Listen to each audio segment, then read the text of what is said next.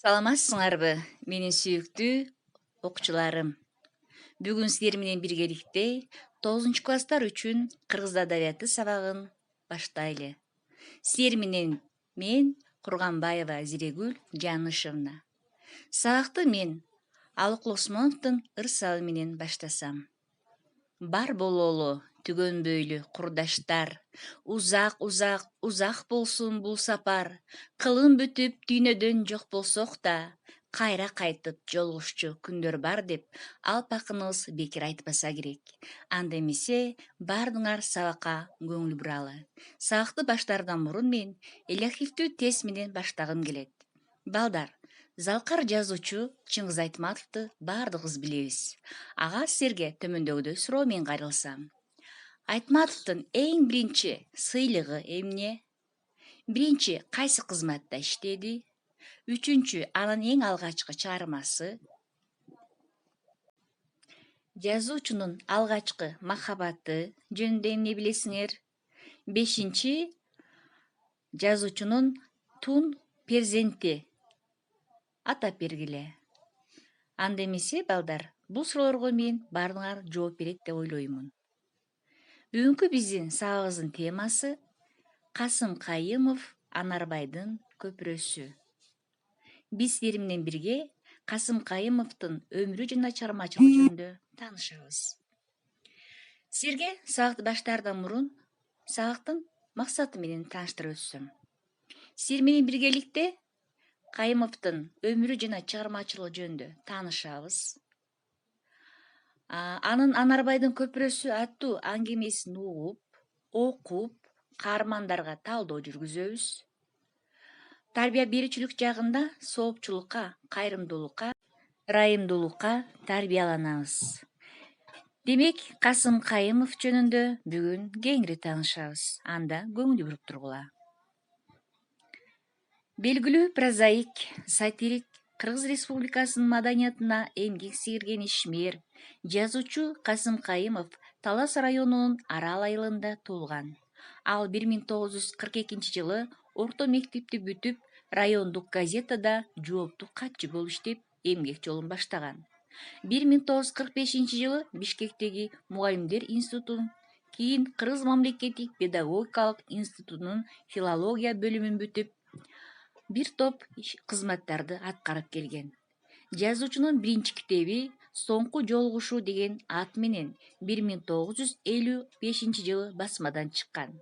Ага Удалаш, Адашуу, Мектеп жолунда, Тала жылдызы, Бирине бири окшобогон күндөр, Кыш ыргактары, Белгилүү эркек, Ири жылан аттуу повесть, аңгеме, драмалар жыйнактары чыгарылган.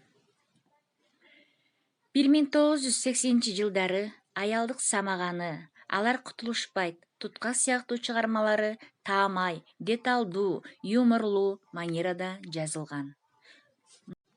Жазуучу турмушта болгон ар кыл окуялар, көйгөйлүү проблемалар кеңири баяндалып, ар түркүм мүнөздөгү тагдырлар, образдар ачык чалдырылып сүрөттөлгөн. Касым Кайымов өкмөт, коомчулук тарабынан жогору бааланып келген. Жана эмгектеги артыкчылыгы үчүн медалы жана ардак белгиси ордени менен сыйланган. Касым Кайымов 1989 дүйнөдөн кайткан. Жазуучунун Анарбайдын көпүрөсү аттуу аңгемеси жөнүндө бүгүн сөз кылмакчыбыз. Мында аңгемеде жазуучунун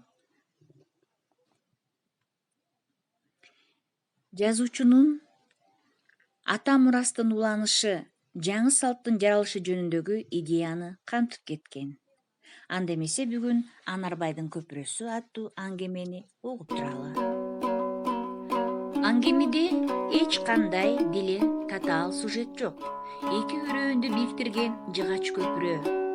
Аны суу ташкыны алып кетип, курулушчулардын келиши, ак топучан абышканын көпүрө курулушуна болгон жандуу кызыгуусу, көпүрөнүн бүткөнү, анын андан ары да Анарбайдын көпүрөсү деп аталып калышы. Аңгеме тоо пейзажын, албуттанган тоо суусун сүрөттөө менен башталат. Көз алдыга кырка тоолордун койнундагы кең өрөөндүн көркүн ачып, атагын көкөлөтүп, кыял көзүн козгогон көк жашыл токой менен шаар аккан суу тартылат. Күндөрдүн биринде Анарбайдын көпүрөсүнө коркунуч түштү. Суу ташкыны күчөп, Кууш өзүн ала бармандап көтөрүлүп отуруп, ылайлуу суунун чачырандысы көпүрөнүн үстүнө серпиле баштады. Бир аз эле болгондо суу ташкыны көпүрөнү алып жөнөмөкчү. Машиналар шыкалып, аттуусу атчан, жөөсү жөө бойдон өйүзбөйүздө жарданып туруп калышты. Мына ошондо гана адамдардын тынчы кетип, көпүрө жөнүндө ар кандай ой айтылды. Аңгыча жаңы көпүрө курула баштады. Анарбай карыя менен дал ушул жерде биринчи жолу жолугушабыз. Алгач анын ким экенин эч кимге белгисиз бир ак топу чал, ал өзүн башкача кармайт. Көбүнчө көпүрөнүн кандай куруларына кызыгат. Бирде долбоорду тиктеп турган адистердин, бирде жумушчулардын жанына келет. Белгисиз Абышканын мына ушундай иш-аракети окурманды ойго салат. Абышканы көп нерсе таң калтырат. Көп нерселер боюнча куруучулар менен келише албайт. Чынында эле, суу кирип турган учурда кандай неме көпүрө салат? Булар өтө айлакер, же болбосо тажрыйбасы жок балдар. Балким, курулуш материалдарын жыйнап, камылганы бүтүргүчө ташкын басылар. Антип ойлойн десе, аларда суудан ырайып кетчү кебете байкалбайт. Пландарына ишенет окшойт. План деген кагаз. Тилсиз жок планга баш ийбе. Абышка бул купуя оюн ачык айта албайт. Акылдан адашкан экен, дешпесин деп айбыгат. Анан башка Абышка көпкө көрбөй калып, көпүрө бүткөндөн кийин гана келди. Келгенде да козусун өңөрүп, кымызын артына келди. Бул куруучуларды таң калтырды. Абышканын келген максаты көпүрөнүн эбактан берки тарыхы менен тааныштырып, балдарга ыраазычылык билдириш. Ыгы келсе, кеп кеңешке тартып, ак батасын бериш. Көрсө, Анарбай салдырган көпүрө 3 жыл гана туруштук бериптир. Андан бери канча рет кайта курулган экен. Аны Анарбай деле салбаптыр. Анда эмне үчүн Анарбайдын көпүрөсү деп аталып калган? Анын өзүнүн тарыхы бар. Ал кезде урууга бөлүнүп кырчылдашкан заман. Ошол өзөндүн эки өйүзүндөгү эки уруу эл да көп жыл кармашты. Алардын чатагына көбү болгон ортодогу дарыя, ага артылган отурумдуу көпүрө. Көпүрө деген аты эле болбосо, дегинкиси узатасынан ташталган эски карагай, устун. Төңкөрүштөн кийин эле Анарбайды болуш көтөрүп алышат. Эки өрөөндүн элин бириктириш үчүн Анарбай көпүрө салдырат. Андан бери далай көпө урап, далайы салынды. Бирок ошол күндөн бүгүнкү күнгө чейин ал Анарбайдын көпүрөсү деп аталып кала берди. Аңгемедеги автордун айтайын деген ою да дал ошол соо иштин акыбетин даңазалоо. Көпүрө да ага жаңы ат коюу боюнча Анарбай карыянын куруучулар менен талашы да. Алар бир ооздон жаңы салынган көпүрө деле Анарбайдын көпүрөсү болуш керек деген бүтүнгө келиши да барып келип дал ушул идея ойго такалат. Аңгеменин ички кыймылынан, акценттердин коюлушунан улам маселеге мындан жалаң гана эски жана жаңы көпүрө эмес, сөз адам турмушундагы жакшы сапаттардын, ата мурастын уланышы жөнүндө баратканы айкын болот.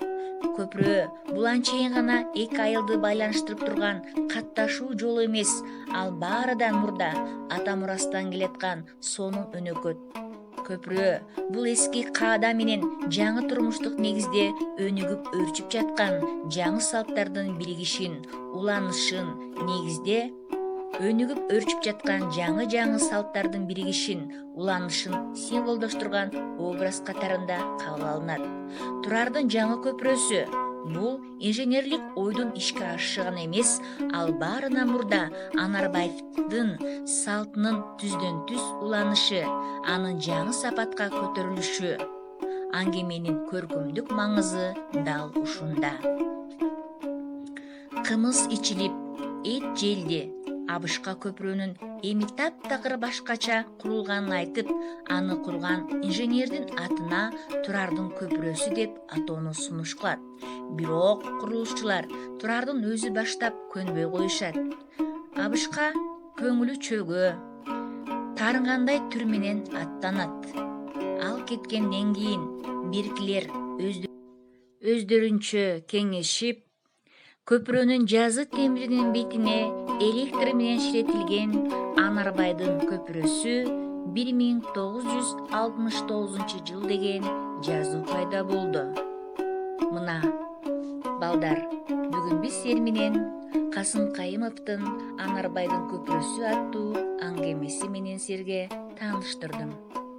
Демек балдар, элибизде айтылып келгендей, жол оңдоо, көпүрө салуу бул соопчулуктун белгиси деп бекер айтылбаса керек. Мына балдар, аңгемени таанышып билдик. Эми силерге төмөндөгүдөй рефлексия суроолору менен кайрылсам. Балдар, бул аңгемеден эмнени билдиңер? Экинчи, аңгемеден эмнени түшүндүңөр? Үчүнчү, эмнени сездиң? Төртүнчү, кандай аракеттенем? Бешинчи, кантип колдоймун? Алтынчы, кандайча пайда жасайм? Мына балдар, ушул суроолорго жооп жазгыла. Андан соң сабакты төмөндөгүдөй суроолор менен ышыктасак. Биринчи, Касым Кайымов качан, кайсыл жерде төрөлгөн? Жазуучунун кандай чыгармаларын окудуңар? Анын алгачкы чыгармасы кайсы? Анарбайдын көпүрөсү эмне жөнүндө? Автор кандай ойду айткысы келген? Көпүрө эмне үчүн Анарбайдын көпүрөсү деп аталат? Мына балдар, сабактын аягына да жетип калдык. Анарбайдын көпүрөсү аттуу аңгемесин окуу менен Вендин диаграммасын түзөбүз. Экинчи, ата мурастан келе жаткан өрнөктүү салттар деген темада эссе жазабыз. Демек, тапшырмалар түшүнүктүү болсо керек. Анда балдар, саламатта калгыла.